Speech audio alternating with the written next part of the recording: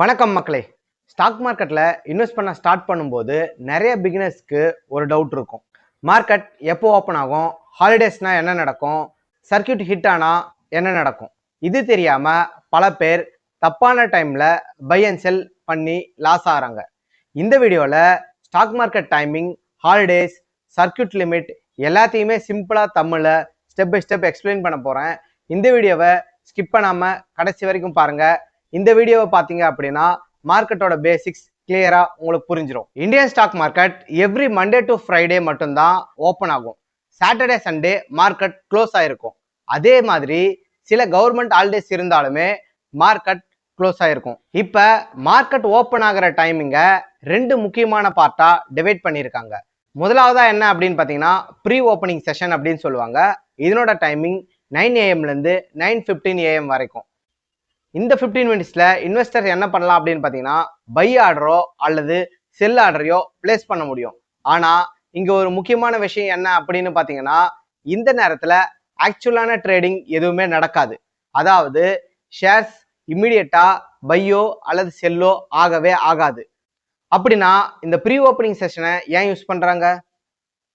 Reason என்ன அப்படின்னு பார்த்தீங்கன்னா மார்க்கெட் ஓப்பனிங் ப்ரைஸை டிசைட் பண்ணுறதுக்காக தான். ப்ரீவியஸ் டேவோட closing price, demand and supply, இன்வெஸ்டர்ஸோட ஆர்டர்ஸ் எல்லாத்தையுமே அனலைஸ் பண்ணிட்டு தான் ஃபஸ்ட்டு ட்ரேடிங் ப்ரைஸை டிசைட் பண்ணுவாங்க. இதனால தான் மார்க்கெட் ஓப்பன் ஆகும்போது சடனாக பெரிய ப்ரைஸ் ஜம்ப் அல்லது ஒரு பெரிய கிராஷ் வராமல் கண்ட்ரோல் பண்ண முடியும். அடுத்தது பார்த்தீங்க அப்படின்னா நார்மலான ட்ரேடிங் செஷன். இந்த டைம் வந்து 9:15 AM - 3:30 PM வரைக்கும் ஆக்சுவலான ட்ரேடிங் நடக்கும். அதாவது நம்ம ஷேர்ஸை பை பண்ணுறது, ஷேர்ஸை செல் பண்ணுறது, இன்ட்ராடே ட்ரேடிங் பண்ணுறது, டெலிவரி இன்வெஸ்ட்மெண்ட் பண்ணுறது எல்லாத்தையுமே இந்த டைமில் தான் மார்க்கெட்டில் மெஜாரிட்டியான டிரான்சாக்ஷன்ஸ் நடக்கும். மார்னிங் 9:15 AM மார்க்கெட் ஓப்பன் ஆனதுமே பையர்ஸ் அண்ட் செல்லர்ஸோட ஆர்டர்ஸ் மேட்ச் ஆகி ட்ரேடிங் ஸ்டார்ட் ஆகிடும். 3:30 PM ஆனதுமே மார்க்கெட் க்ளோஸ் ஆகும். அதுக்கு பிறகு பார்த்தீங்கன்னா நார்மல் ட்ரேடிங் பண்ண முடியாது. அடுத்த ட்ரேடிங் டே வரைக்கும் நம்ம வெயிட் பண்ணணும். சிம்பிளாக சொல்லணும் அப்படின்னா 9 to 9:15 AM pre opening session, 9:15 to 3:30 PM ஆக்சுவலான ட்ரேடிங் செஷன். இந்த டைமிங்கை புரிஞ்சுக்கிட்டாதான் ஸ்டாக் மார்க்கெட்டில் சரியான நேரத்தில் ட்ரேட் பண்ண முடியும். அடுத்து பார்த்தீங்கன்னா market holidays. Stock market everyday ஓப்பனில் இருக்காதுங்க. சில ஸ்பெஷல் நேஷனல் ஹாலிடேஸ்லையும் லீவில் இருக்கும். அந்த நாட்களில் மார்க்கெட் கம்ப்ளீட்டாக க்ளோஸ் ஆகிருக்கும். எக்ஸாம்பிளுக்கு பார்த்தீங்கன்னா republic day, independence day, Deepavali, Gandhi Jayanti, Christmas இந்த மாதிரியான முக்கியமான நாட்களில் Indian stock market holiday declare பண்ணிடுவாங்க. அந்த மாதிரியான நாட்களில் என்ன நடக்கும் அப்படின்னு பார்த்தீங்கன்னா ட்ரேடிங் எதுவுமே நடக்காது. ஷேர்ஸை பை அண்ட் செல் எதுவுமே பண்ண முடியாது. மார்க்கெட் ப்ரைஸ் மூவ்மெண்ட் எதுவுமே நடக்காது. மார்க்கெட்டில் ப்ரைஸ் மூவ்மெண்ட் கூட இருக்காது. அதாவது மார்க்கெட் ஃபுல்லாக க்ளோஸ் ஆகிருக்கும். இதில் இன்னொரு இன்ட்ரெஸ்டிங்கான விஷயம் என்ன அப்படின்னு பார்த்தீங்கன்னா already Saturday Sunday market holiday. அதுக்கு நடுவில் ஏதாவது ஒரு பப்ளிக் ஹாலிடே வந்துருச்சு அப்படின்னா லாங் வீக்கெண்டாக மாறிடும். அந்த நேரத்தில் 3 அல்லது 4 நாளைக்கு ஷேர் மார்க்கெட் க்ளோஸ் ஆகிருக்கும். எக்ஸாம்பிளாக பார்த்தோம் அப்படின்னா ஃப்ரைடே ஏதாவது ஒரு நேஷனல் ஹாலிடேஸ் வருதுன்னு வச்சுக்கோங்க. ஃப்ரைடே, சாட்டர்டே, சண்டே அந்த மாதிரியான 3 நாட்களும் கம்ப்ளீட்டாக மார்க்கெட் க்ளோஸ் ஆகிருக்கும். இந்த டைமில் குளோபல் லெவலில் பெரிய நியூஸோ அல்லது ஏதாவது ஒரு கம்பெனி நியூஸ் வந்தாலுமே மார்க்கெட் உடனே அதுக்கு ரியாக்ட் ஆகாது. நெக்ஸ்ட் ட்ரேடிங் டே ஓப்பன் ஆனதும் தான் மார்க்கெட்டோட ரியாக்ஷனை நம்ம பார்க்க முடியும். அதனால இன்வெஸ்டர்ஸ் எல்லாருமே மார்க்கெட் ஹாலிடேஸ் கேலண்டரை செக் பண்ணி தான் ட்ரேடிங் பண்ணுவாங்க. அடுத்து நம்ம பார்க்க போகிறது வந்து பார்த்தீங்கன்னா சர்க்கியூட் லிமிட். ஸ்டாக் மார்க்கெட்டில் சில சமயங்களில் பார்த்தீங்கன்னா ஸ்டாக் ப்ரைஸ் சடனாக அதிகமாக ரைஸ் ஆகும், இல்லைன்னா அதிகமாக ஃபால் ஆகும். அதாவது சில மினிட்ஸ்லேயே ப்ரைஸ் பெரிய ஜம்ப்பு அல்லது பெரிய கிராஷ் ஆகிறதுக்கான வாய்ப்புகள் நிறையவே இருக்கும். இந்த மாதிரியான எக்ஸ்ட்ரீம் ப்ரைஸ் மூவ்மெண்ட்டை கண்ட்ரோல் பண்ணுறதுக்கு தான் ஸ்டாக் மார்க்கெட்டில் சர்க்கியூட் லிமிட் சிஸ்டமை யூஸ் பண்ணுறாங்க. சர்க்கியூட் லிமிட் அப்படின்னா என்னன்னா ஒரு ஸ்டாக் ஒரு நாளில் மேக்ஸிமம் எவ்வளோ அளவுக்கு ரைஸ் ஆகலாம் அல்லது மேக்ஸிமம் எவ்வளோ அளவுக்கு ஃபால் ஆகலாம் அப்படின்றது ஒரு பர்சன்டேஜ் வச்சு லிமிட்டை செட் பண்ணுவாங்க. இதுதான் சர்க்கியூட் அப்படின்னு சொல்லுவாங்க. ஒரு எக்ஸாம்பிளுக்கு ஒரு ஸ்டாக்கோட ப்ரைஸ் 100 ரூபாய் இருக்குது அப்படின்னு வச்சுக்கலாம். அந்த ஸ்டாக்குக்கு 5% சர்க்கியூட் லிமிட் அப்படி இருந்துச்சுன்னா அந்த ஸ்டாக்கோட அப்பர் சைடில் 105 ரூபாய் வரைக்கும் போகலாம். இதுவே லோயர் சைடாக இருந்தால் 95 ரூபாய் வரைக்கும் போகலாம். அதாவது அந்த ஒரு பர்டிகுலர் நாளில் அந்த ஸ்டாக்கு 105 ரூபா பிரைஸுக்கு மேலே போக முடியாது.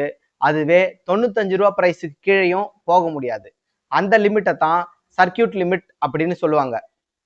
அப்பர் சர்க்கியூட் அப்படிங்கிறது ஒரு ஸ்டாக்குக்கு டிமாண்ட் அதிகமாக இருந்தா, அதாவது பையர்ஸ் நிறைய பேர் வாங்குறதுக்கு முயற்சி பண்ணாங்க அப்படின்னா, அதே நேரத்தில் செல்லர்ஸ் கம்மியாக இருந்தாங்க அப்படின்னா, அப்போ அந்த ஸ்டாக்கோட ப்ரைஸ் வேகமாக இன்க்ரீஸ் ஆகும். அப்படி இன்க்ரீஸ் ஆச்சு அப்படின்னா மேக்ஸிமம் லிமிட்டை அது ரீச் ஆகும். அப்போ அது அப்பர் சர்க்கியூட் லிமிட்டை ஹிட் பண்ணும். அப்பர் சர்க்கியூட் லிமிட் ஹிட் பண்ண பிறகு என்ன ஆகும்னா, அந்த ஸ்டாக்கை வாங்க ஆல்மோஸ்ட் நம்மளால முடியாது. ஏன்னா செல்லர்ஸ் இல்லாத காரணத்தினால பை ஆர்டர் பெண்டிங்காகவே இருக்கும். லோயர் சர்க்கியூட்டும் அதே மாதிரி தாங்க. ஒரு கம்பெனிக்கு பேட் நியூஸோ இல்லைன்னா ஏதாவது ஒரு நெகட்டிவ் நியூஸ் வந்துச்சு அப்படின்னா இன்வெஸ்டர்ஸ் பேனிக் ஆகிட்டு செல் பண்ண ஆரம்பிச்சிருவாங்க. ஸோ அந்த டைமில் என்ன ஆகும் அப்படின்னு பார்த்தீங்கன்னா, செல்லர்ஸ் நிறைய பேர் இருப்பாங்க, ஆனால் பையர்ஸ் ரொம்பவே கம்மியாக தான் இருப்பாங்க. அப்போ அந்த டைமில் ஸ்டாக் ப்ரைஸ் வேகமாக லோவுக்கு போயிட்டு லோயர் சர்க்கியூட்டை ஹிட் பண்ணிடும். லோயர் சர்க்கியூட்டை ஹிட் பண்ண பிறகு அந்த ஷேர்ஸோட செல்லிங் ஸ்டாப் ஆகிடும். ஸோ அந்த டைமில் நம்மளால் கண்டிப்பாக அந்த ஷேர்ஸை செல் பண்ண முடியாது. ஏன்னா வாங்கிறதுக்கு எந்த பையருமே இருக்க மாட்டாங்க. அதனால தான் ஸ்டாக் மார்க்கெட்டில் சர்க்கியூட் லிமிட் சிஸ்டமை யூஸ் பண்ணுறாங்க. இதனோட மெயின் பர்பஸ் என்ன அப்படின்னு பார்த்தீங்கன்னா, சடனாக ஒரு கிராஷ் வந்தால் அவாய்ட் பண்ணுறதுக்கும், எக்ஸ்ட்ரீம் ப்ரைஸ் மேனிப்புலேஷனை ஸ்டாப் பண்ணுறதுக்கும், இன்வெஸ்டர்ஸ் பேனிக்காக ட்ரேட் பண்ணுறதை அவாய்ட் பண்ணுறதுக்கும் வச்சுருப்பாங்க. சிம்பிளாக சொல்லணும் அப்படின்னா, சர்க்கியூட் சிஸ்டம் ஒரு இன்வெஸ்டரை சேவ் பண்ணுற ஒரு மெக்கானிசம். இங்கே இம்பார்ட்டன்ட் டிப் என்னன்னா, ஸ்டாக் மார்க்கெட்டில் பிகினர்ஸ் பொதுவாகவே ஒரு பெரிய மிஸ்டேக்கை பண்ணுவாங்க. மார்க்கெட் ஓப்பன் ஆன உடனே இல்லை நியூஸ் பார்த்த உடனே பேனிக் ஆகிட்டு ஷேர்ஸை பை அல்லது செல்ல பண்ணிடுவாங்க. எக்ஸாம்பிளாக சொல்லணும் அப்படின்னு பார்த்தீங்கன்னா, ஒரு ஸ்டாக் சடனாக ரைஸ் ஆகுது அப்படின்னு பார்த்ததுமே ஐயோ மிஸ் ஆகிடுமே அப்படின்னு நினச்சிட்டு உடனே போயிட்டு இமீடியட்டாக அந்த ஸ்டாக்ஸை பை பண்ணுவாங்க. அதே மாதிரி ஒரு நெகட்டிவ் நியூஸ் வந்துருச்சு அப்படின்னா பயத்தில் உடனே போயிட்டு இந்த ஷேர்ஸை இமீடியட்டாக நம்ம செல் பண்ணோம் அப்படின்னு சொல்லிட்டு ஒரு பேனிக்காக போயிட்டு செல் பண்ணிடுவாங்க. ஆனால் ஸ்மார்ட் இன்வெஸ்டர்ஸ் இப்படி செய்யவே மாட்டாங்க. அவங்க என்ன பண்ணுவாங்க அப்படின்னு பார்த்தீங்கன்னா, மார்க்கெட் டைம் புரிஞ்சு ட்ரேட் பண்ணுவாங்க, மார்க்கெட் ஹாலிடேஸை செக் பண்ணுவாங்க, சர்க்கியூட் ஹிட் ஆன ஸ்டாக்ஸை அவாய்ட் பண்ணுவாங்க.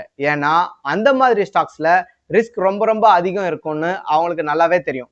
இதனால தான் ஸ்டாக் மார்க்கெட்டில் பேஷன்ஸ் ப்ளஸ் ப்ராப்பரான அண்டர்ஸ்டாண்டிங்ன்றது ரொம்ப ரொம்ப ஒரு முக்கியமான விஷயம். ஸ்டாக் மார்க்கெட்டில் சக்ஸஸ் ஆகணும் அப்படின்னா சார்ட் மட்டுமே போதாதுங்க. மார்க்கெட்டோட timing, holidays, circuit rules, basics இது எல்லாத்தையுமே தெரிஞ்சிருக்கணும். இந்த வீடியோ யூஸ்ஃபுல்லாக இருந்தால் லைக் பண்ணிக்கோங்க. இந்த மாதிரியான ஃபினான்ஷியல் கண்டென்ட்டுக்கு நம்ம சேனலை சப்ஸ்கிரைப் பண்ணிக்கோங்க. இதே போல் ஒரு இன்ட்ரெஸ்டிங்கான டாப்பிக்கோட நெக்ஸ்ட்டு உங்களை சந்திக்கிறேன். தேங்க்யூ ஃபார் வாட்சிங்.